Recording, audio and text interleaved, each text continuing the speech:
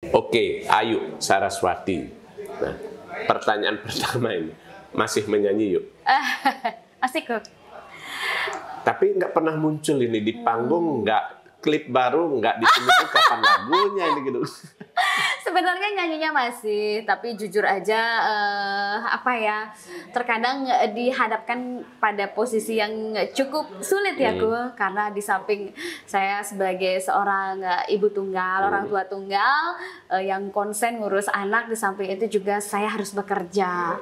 Nah itu di pekerjaan itu terkadang banyak sekali menyita waktu yang membuat saya benar-benar agak kesulitan ngatur waktu untuk bisa nyanyi. Tapi bukan berarti meninggalkan tarik suara ya? Bukan. Itu adalah kebahagiaan saya. Bernyanyi itu adalah kebahagiaan saya. Jadi ada rencana ngerilis album atau lagu baru nggak dalam waktu dekat? Ada. Justru kalau materi sudah hampir mungkin ada 8 lagu dibeli di Arte, cuman belum sempat ini rilis. Belum sempat karena pandemi atau karena kesibukan tadi? Jujur aja karena kesibukan. Aktivitas apa saja kalau boleh tahu? Aktivitas saya selain jadi ibu rumah tangga tadi? Yang pertama banget tuh jadi ibu rumah tangga. Yang kedua tuh masih kebetulan masih ada pekerjaan jadi juri ya di TVRI. Kemudian itu kan lombanya itu Bintang Pop Bali. Jadi kemudian selain itu bekerja sih yang banyak menyita waktu saya. Sering ada kegiatan MC juga. Kemudian bekerja boleh dibilang di perusahaan tempat saya kerja ini memang sih fleksibel banget waktunya, cuman kadang-kadang bisa full gitu ya? Full, kadang-kadang saya jam 11 malam baru pulang, terus pagi kadang-kadang dituntut kalau ada janji dengan klien, kadang-kadang jam 8 pagi sudah harus berangkat. Nah itu ngatur waktunya seperti apa yuk? Karena kan nama jadi waduh ini wanita super sibuk. Iya, sedikit sih kok.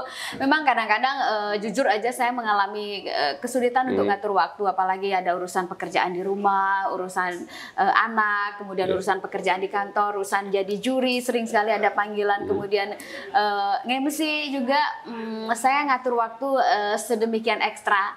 Bagaimana caranya agar pekerjaan itu bisa diambil tanpa mengganggu yang pekerjaan yang lain. Jadi yang terbengkalai itu rekamannya.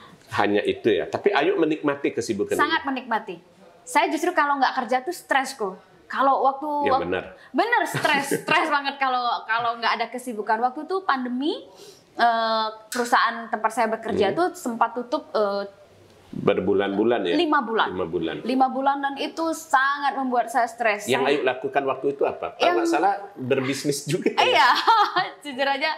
Tadinya kan bisnis saya kan jualan kain kain songket seperti itu. Cuman pandemi bener-bener tutup kita bener-bener nggak bisa jalan itu bisnis. Akhirnya beralih ke bisnis sembako. Jadi saya jual beras, jual kopi, gula, telur, minyak seperti itu.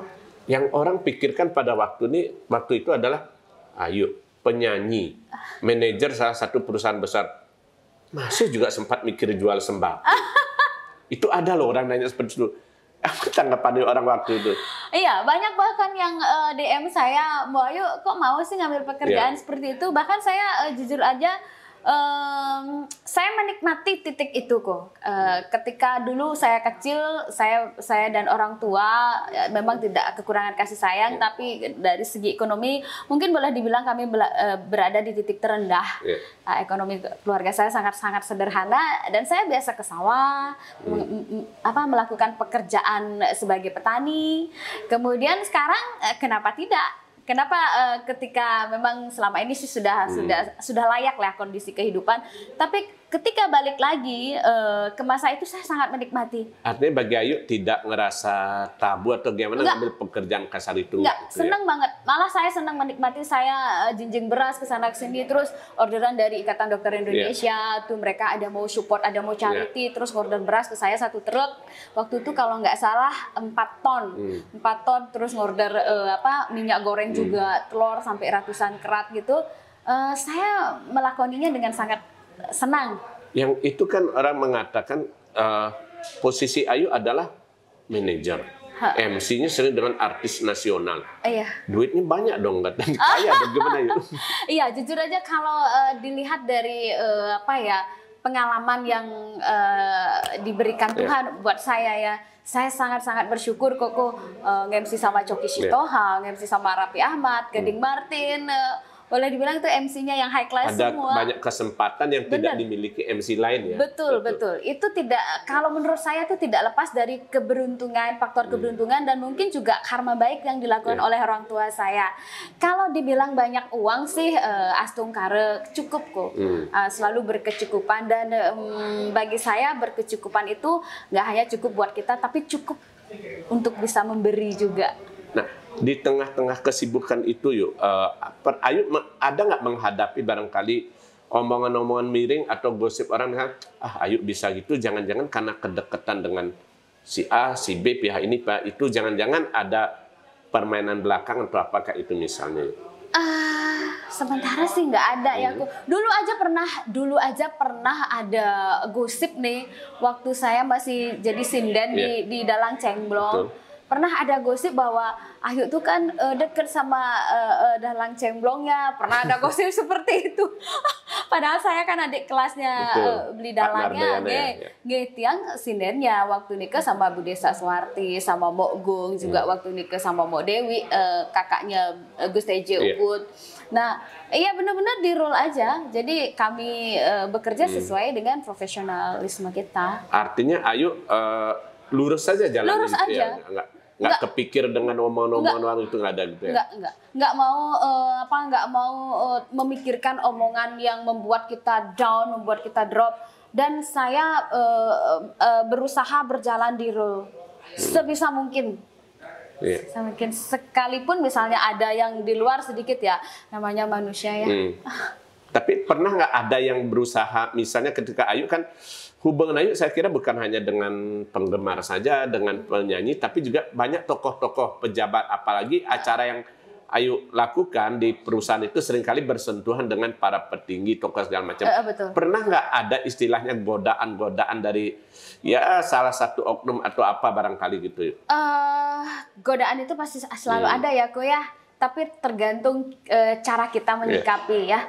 Misalnya kalau godaannya boleh dibilang cukup keras dan itu mengganggu privasi kita, ruang kita, ya dengan tegas saya akan berikan garis. Pernah ada seperti itu. Contohnya apa gitu? Contohnya misalnya dia nge-WhatsApp di luar role yang seharusnya di luar urusan pekerjaan. Di luar urusan pekerjaan. Saya tanggapi dengan baik pertama, akan tetapi kalau sudah lebih dari 2 kali, 3 kali, saya kasih garis. Jadi kita berbicara dalam ranah pekerjaan saja. Yang Ayu bayangkan pada saat itu apa yang Ayu pikirkan? Karena barangkali ada yang mengatakan bahwa ini kan kesempatan. Siapa tahu setelah ini Ayu misalnya mungkin bisa entah lebih berkembang, apa segala macam dan sebagainya. Sementara yang ada dalam pemikiran Ayu apa ketika menghadapi hal semacam itu? Anak saya. Anak saya. Jadi anak saya itu adalah acuan setiap langkah saya, setiap pekerjaan yang saya alami. Saya mau pekerjaan yang saya alami dan hasil yang saya alami dari dapatkan dari pekerjaan saya benar-benar kalau orang Bali bilang merte ya. Merte, saya mau anak saya makan. Gitu ya? Iya, berkah. Kalau orang Bali bilang merte, mesari gitu. Pokoknya tiang lunas merte dengan jalan yang rahayu. Termasuk juga kan saya masih punya bapak sekarang, ada orang tua. Nanti kalau kita membelikan bapak saya dengan uang yang hasilnya tidak benar. Saya tidak mau hal itu. Orang mengatakan uang setan habis dimakan jin. Betul. Gitu ya? Betul, nggak mau kok. Jadi apa yang saya dapatkan ya harus betul-betul dari hasil keringat jerih payah saya, otak saya bekerja. Ya, ada yang menarik yang tadi Ayu bilang bahwa Ayu memikirkan anak. Nah, sementara kan sebagian orang tahu bahwa selama ini Ayu sebagai single parent. Nah, bagaimana Ayu memposisikan diri sekian tahun gitu yuk, berusaha melewati masa-masa sulit dengan segala tantangan itu sebagai seorang single parent, bisa diceritakan yuk? Jujur aja aku ya, kalau kita flashback lagi bagaimana sakitnya kehidupan saya dulu waktu masih menikah dan mulai anak saya dari dalam kandungan sudah sering mengalami penyiksaan seperti itu ya, KDRT. Iya seperti itu kok. Untuk bangkit itu rasanya susah sekali, sulit sekali ketika memutuskan untuk bercerai. Karena banyaknya sudah luka-luka di dalam diri saya, baik luka secara Secara fisik maupun batin ya. luka batin yang mungkin membutuhkan proses yang sangat lama untuk menyembuhkan. Tapi saya merasa kayaknya saya udah nggak bisa bangkit. Bahasa Balinya orang bilang beseng maji. Saya Sempat drop pada waktu drop. Saya sempat sampai 3 kali minum Baygon. Itu titik terendah yang pernah Ayu lakukan. Titik terendah yang saya alami waktu itu. Saya sampai 3 kali minum Baygon. Karena mau cerai juga malu kok ya. Mau cerai juga malu karena apa?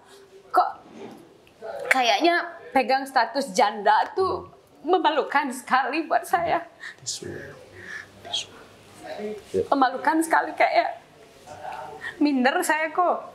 Aduh, gimana ya kalau cerai diomongin sama orang janda gitu kan. Kayaknya gimana penilaian orang, stigmanya negatif gitu kok. Tapi mengingat kondisi sudah tidak memungkinkan, badan saya juga sudah mungkin terlalu lelah ya dengan KDRT itu.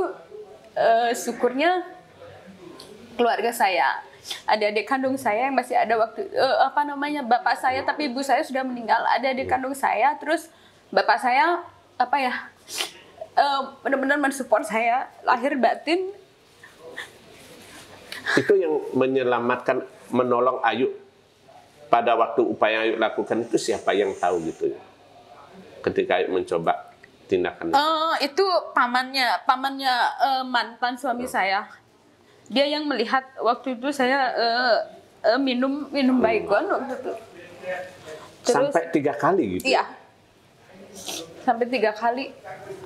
Akhirnya saya dilarikan ke UGD, ke Rumah Sakit Sanglah.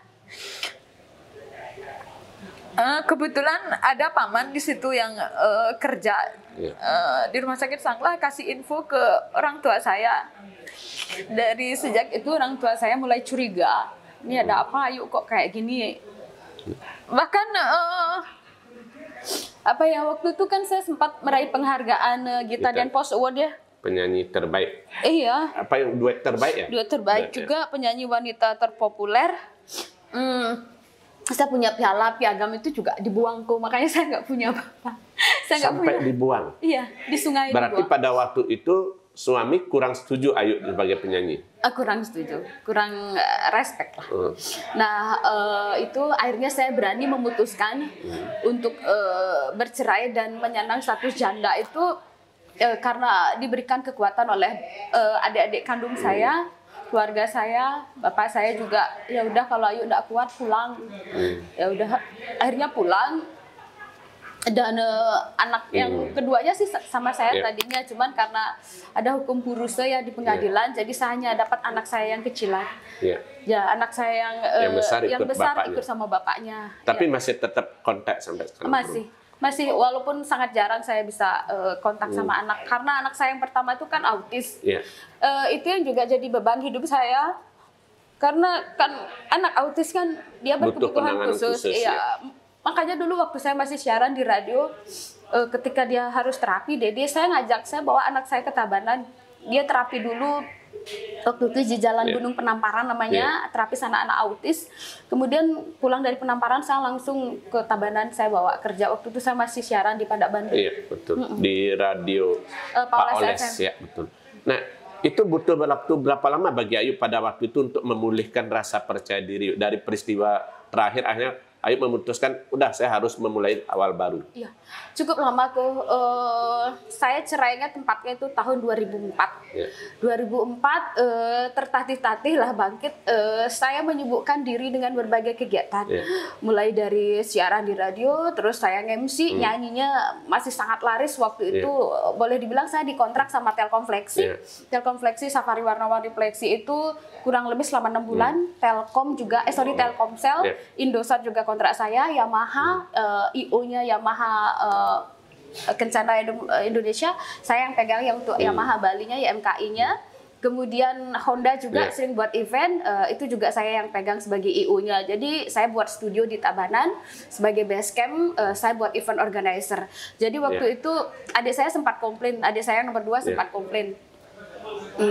Kamu terlalu habis-habisan kerja.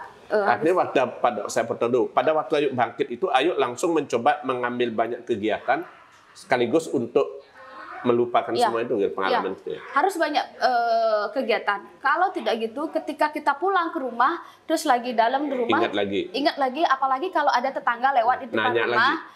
Bapak saya kan nggak mau kelihatan di depan rumah di gerbang itu, biasanya bapak saya ditanya, aja yuk Jumah Jani gitu. Bener ayo di rumah sekarang. Berarti sempat menyembunyikan diri juga pada waktu berapa? Ya sembunyi, saya takut malu gitu ngelihat tetangga itu malu, jadi pulang kerja tuh langsung masuk ke kamar, berangkat kerja pagi-pagi langsung pergi pulang malam gitu. Itu pada memutuskan kuliah S2 juga pada masa itu ya? Iya. Berarti selesai itu langsung rekaman lagi, bikin IO, siaran, sekolah S2. Ini luar biasa ya, saya kira banyak banget kegiatannya. Saya tidur itu. Nggak capek yuk?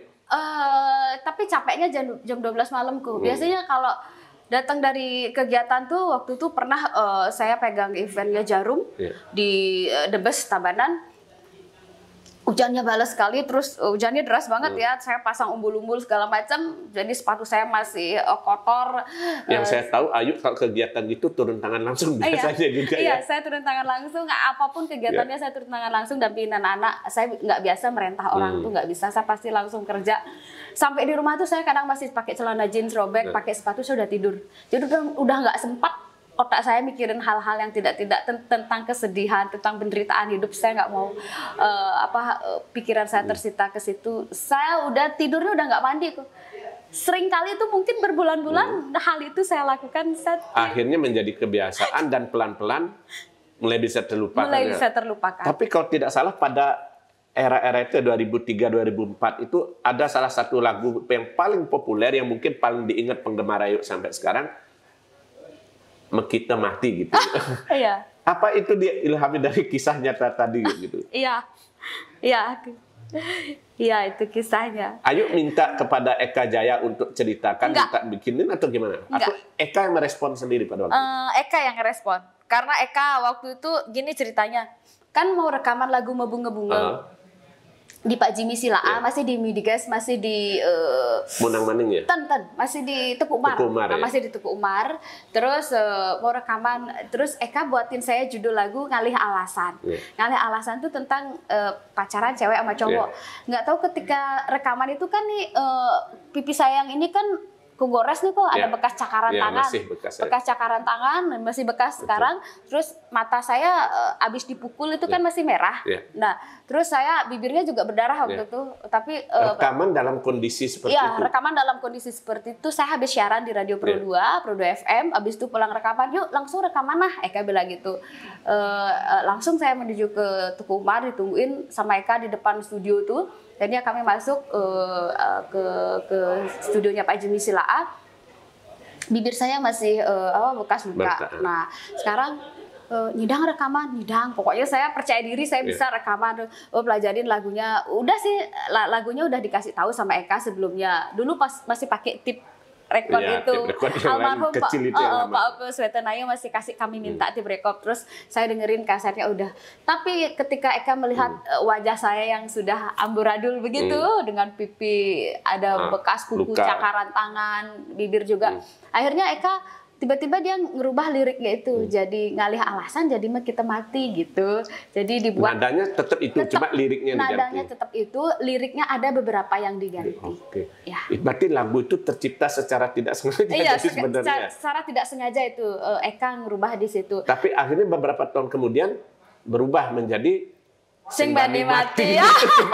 Nah, kalau itu sebenarnya request dari ini almarhum Pak Jess. Pak Jess mertuanya Blitut Asmara, bapaknya Patut Asmara yang Januari Record. Iya, Januari Record itu sebenarnya request dari Pak Jess almarhum.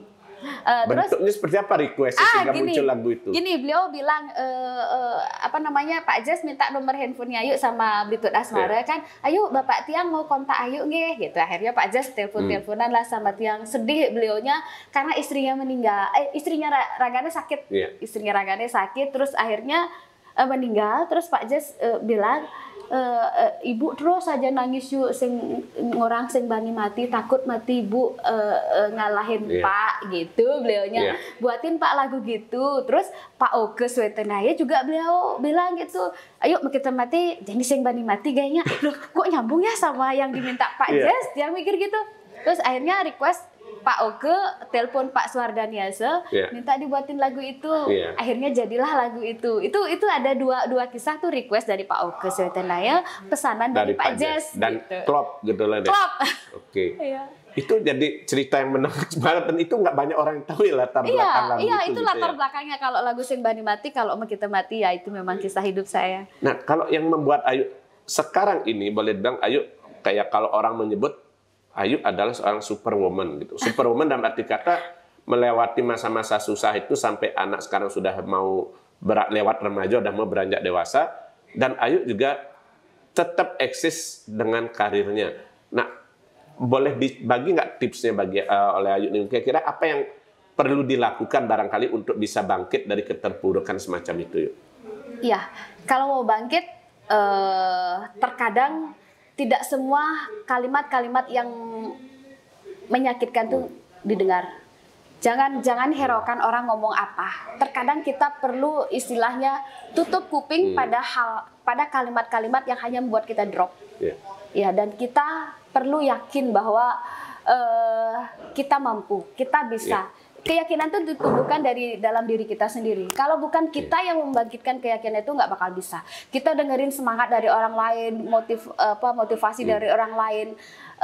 Kalau orang bilang seberat-berat mata memandang, lebih berat yang memikul ya kayak ya. Bijak sekali. Enggak juga sih kok. Tapi itu dia. Artinya percuma saja orang menasehati begini begitu kalau kitanya sendiri tidak ada niat untuk bangkit itu gitu ya. Itu semua dari diri kita. Kalau kita mau bangkit, bangkitlah kita. Tapi kalau masih mau terpuruk, terkungkung dengan masalah yang ada, ya selamanya nggak bakal bisa bangkit. Kalau mungkin saya nggak berani mengatakan banyak atau apa. Mungkin ada yang mengalami kisah serupa dan Ayu. Di Indonesia mungkin ada banyak cerita serupa. Nah, kira-kira kalau menurut Ayu, apa yang membuat banyak orang yang justru berpikir udah angkat tangan gitu. Itu di mana kira-kira lemah nih mereka? Itu kembali dari ininya mereka ya, dari dari keyakinan dirinya mereka. Dari kalau dia sendiri tidak yakin, ya nggak bakal bisa bangkit. Itu kalau menurut pandangan saya ya, kok ya. Seberapapun orang lain memberikan kita support, tapi boleh dibilang support dari orang lain itu sangat perlu juga. Tapi mungkin persentasenya 30%. Tapi kalau untuk diri kita sendiri, keyakinan dari kita sendiri untuk bangkit 70%. Jadi kita yang harus memegang kendali dalam kehidupan kita. Tadi di awal Ayu menyebutkan salah satu motivasi terkuat Ayu untuk bangkit adalah anak. Anak saya. Nah, Ayu bisa ceritakan nggak seberapa penting besarnya makna keadaan Satya sekarang bagi Ayu untuk perjalanan Ayu ini? Dia segalanya buat saya. Dia segalanya buat saya, apapun yang saya lakukan, apapun kegiatan yang saya ambil, segalanya pasti saya orientasikan pada anak. Yang pertama misalnya, ketika saya melakukan kegiatan pagi hari, apa sih kegiatan yang saya lakukan pagi hari? Saya membersihkan rumah, saya memasak dan lain sebagainya. Anak saya juga harus bisa melakukan hal itu. Pendidikan yang boleh dibilang sangat kecil lah ya efeknya, sangat kecil kelihatannya receh seperti itu, cuma sekedar nyapu, ngepel, masak. Tapi anak saya didik dari kelas 3 SD, dia sudah harus bisa mandiri. Dia harus bisa nyapu sendiri, masak sendiri, misal minimal goreng telur, cara ngidupin rice cooker dia harus tahu. Karena bagi saya sering nasihati dia, Mama tidak selalu ada di samping Satya. Jadi Nora hana mitra angluhakan kewuruhan. Tidak ada sahabat yang lebih mulia, lebih utama daripada pengetahuan. Jadi pengetahuan ini yang Mama kasih bekal Satya. Mama tidak punya uang, ini pengetahuan yang Mama kasih bekal. Jadi pendidikan buat Satya bagi saya adalah segalanya. Nah, Satya sendiri barangkali dari kecil dulu sampai sekarang ini sering nggak atau pernah nggak menanyakan tentang bapaknya mungkin atau dia boleh dibilang sudah karena dari kecil ya dianggap anak sama Pak Mang sama Pak D-nya ya, sama adik-adik kandung saya. Dulu pernah saya mengalami masalah masalah, saya nggak pernah menceritakan bahwa Satya bapaknya begini, nggak tahu, mungkin dari tetangga, Dan bagi Ayu keluarga. itu nggak perlu ya diceritakan. Nggak, bagi saya itu dia akan tahu nanti. Dengan Dia akan sendirinya. dengan sendirinya. Ya. Daripada saya Cekoki, ya, betul. cekoki membebani anak saya yang masih kecil dengan kalimat-kalimat yang tidak enak. Sudahlah, kamu nanti akan tahu dengan sendirinya. Seiring bertambahnya usia kamu akan paham. Saya nggak mau memaksa anak saya untuk menerima informasi yang belum sepantasnya dia terima. Takutnya dia nggak bisa cerna Betul. nanti. Malah Nah, jadi beban bagi dia. betul. Tapi syukurnya anak saya nggak kekurangan kasih sayang. Kebetulan adik-adik kandung saya keduanya masih trune. Adik-adik sepupu juga masih trune-trune semua. Karena boleh dibilang saya kakak yang paling tua. Jadi mereka tuh konsen, dan ponakan ya cuma anak saya tok satu, Satya aja. Jadi kalau kasih sayang penuh. Tidak kekurangan kasih nggak sayang. kekurangan, ya. Bahkan kalau Satya waktu sekolah di SD Cipta Dharma, dia sempat kesel karena nama orang tua dia ini Satya nggak kenal sama ini, ganti aja pakai nama Pak Mang. Ya, nama pamannya malah. Nama pamannya masuk. Oh ya, terus besok ada pertemuan Orang tua, orang tua. wali ya? Mama jangan datang, Pak Mang yang datang. Dia ngatur. Oke, Pak Mang kan bapaknya Satya. Oke, Betul. Pak Mang yang datang. Adik saya Komang yang datang kalau SD. Kalau SMP dia di SMP 3, adik saya Made yang datang yang nomor 2. Jadi kalau absen, handphonenya adik saya Made yang bunyi. Dia nggak mau saya. Dia nggak mau, jadi adik-adik saya yang harus ke sekolah. Nah, yang kalau ngelihat perjalanan itu, kalau boleh tahu sebetulnya, Ayu sendiri sempat nggak terpikir, artinya setelah melewati masa-masa itu berpikir misalnya untuk mencoba membuka lembaran baru lagi dengan pasangan baru atau gimana itu? Karena ada yang nanya, misalnya, Pak Nyana, Ayu, Bang Anten, Ben, udah punya pasangan? Ada yang nanya kayak gitu, yuk gimana kira-kira? Nggak boleh sih ini ya, kok ya, nggak munafik sih ya, tidak menutup hati juga. Cuman saya ngelihat perkembangan anak saya dulu. Kalau Satya setuju, saya baru mau jalan. Kalau dia nggak setuju, saya juga nggak mau. Dan dalam artian, anak saya udah bilang tadi, dia segalanya buat saya. Jika memang Satya setuju, saya baru jalan. Nah, jujur aja sekarang saya punya pacar. Saya punya pacar. Dan itu jujur aja, itu pilihan anak saya. Oh. Jujur aja itu. Segitu percaya dan klopnya dengan anaknya, ya oke. Iya, jadi ada nih cowok nih kok yang deketin saya, tapi Satya punya feeling cowok tuh nggak bagus gitu. Dalam artian secara tanggung jawab segala macam itu enggak. Dia maunya deketnya sama saya aja, tapi nggak mau deket sama Satya. Tapi saya sekarang punya teman dekat. Itu karena Satya yang dekat. Sudah direstui gitu. Iya, kalau saya udah bilang sama yang mau deketin saya, teman saya sekarang ini, saya sudah bilang, saya nggak cari pacar, saya cari figur bapak buat anak saya. Kalau anak saya setuju, kita coba penjajakan dulu. Kalau anak saya nggak setuju, mohon maaf, saya memang sudah terbiasa sendiri dan terlalu mandiri lah saya. Saya boleh dibilang jarang menggantungkan hidup saya sama orang lain gitu. Nah, ini kan perjalanan Ayu cukup panjang ya, dari perjuangan ngetop jadi penyanyi, kemudian sempat terpuruk, bangkit lagi dan sukses seperti sekarang. Ada niat nggak untuk kemudian sharing, berbagi kisah itu mungkin dan menulis buku barangkali? Saya punya sahabat namanya Made Adriana. Dia janji mau nulis, tapi sampai sekarang dia belum nulis. Kok kenal sama sahabat Perasaan saya itu? tahu deh. Oke Made itu loh. Oke, tapi artinya ada memang nilai-nilai tertentu yang bagi Ayu perlu di-share, diketahui oleh teman-teman ya, untuk barangkali bisa belajar dari sana juga gitu. Betul. Koko boleh dibilang kalau saya sendiri ya ingin berbagi cerita, memang ada beberapa pihak yang mengundang saya sharing tentang kisah hidup, bagaimana terpuruknya dulu sampai sekarang. Saya bagikan, saya sampaikan apa adanya, dan saya tidak menutupi sedikit pun. Siapa tahu di dalam cerita saya mungkin ada kisah yang mirip. Jadi ada motivasi ya, pelajaran. Betul, ya. Di sana mereka bisa mengambil motivasi. Di sana mereka bisa mengambil kesimpulan Aisyah Rasati gini dulu, ternyata ini sikap yang dia ambil. Jadi saya ceritakan apa adanya, aku tidak ada yang saya tutup-tutupi. Kesimpulannya menurut saya, ketika kita ingin bangkit dari keterpurukan, semua ada di tangan kita. Semangat, keyakinan diri, jangan lupa campur tangan Tuhan itu pasti ada. Sebagus-bagusnya motivasi Betul. dari luar nggak akan ada gunanya ya kalau Betul. kita nggak mau bangkit. Kita nggak mau bangkit itu betul. Tapi jangan lupa campur tangan Tuhan. Jadi ketika tangan kita sudah tidak mampu bekerja, kita berpasrah pada Beliau, menengadah, silahkan Tuhan, apapun yang terbaik. Ayu menjadi tiba-tiba bisa bijak seperti ini apa karena pengaruh pendidikan Ayu nggak? Karena Ayu kan berlatar belakang dalang. Dalang itu kan banyak belajar kesusastraan juga, Ayu. Itu ada efeknya nggak, Ayu? Mungkin ada sedikit kok, tapi kalau saya sendiri mungkin bukan dari pendidikan akademisi ya, tapi mungkin dari pendidikan pengalaman yang banyak mendidik saya. Jadi boleh dibilang 70% pengalaman yang membuat saya kuat. Oke, pengalaman. Nah, yang terakhir, Ayu tadi kan ada banyak kegiatan ya, kesibukan, menyanyi oke, MC oke, jadi manajer oke, pengusaha oke. Kalau misalnya disuruh memilih satu yang paling fokus, yang mana akan Ayu pilih? Anak. Yang lain itu out ya, anak. Saya udah bilang sama anak saya nanti kalau mau lanjutin kuliah S2 di luar, karena ponakan saya kan banyak di luar negeri, maksudnya keluar, mama ikut. Sebegitunya ya? Iya. Oke. Ya, orang mengatakan ibu adalah yang paling berharga di dunia gitu. Mama Hao gitu ya katanya. Oke, demikian tadi obrolan singkat dengan Ayu Saraswati.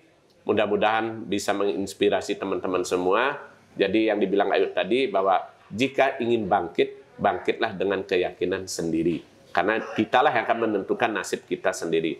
Terima kasih Ayu atas waktunya. Terima kasih, Ko. Salam secangkir kopi hangat. Ah. Oke.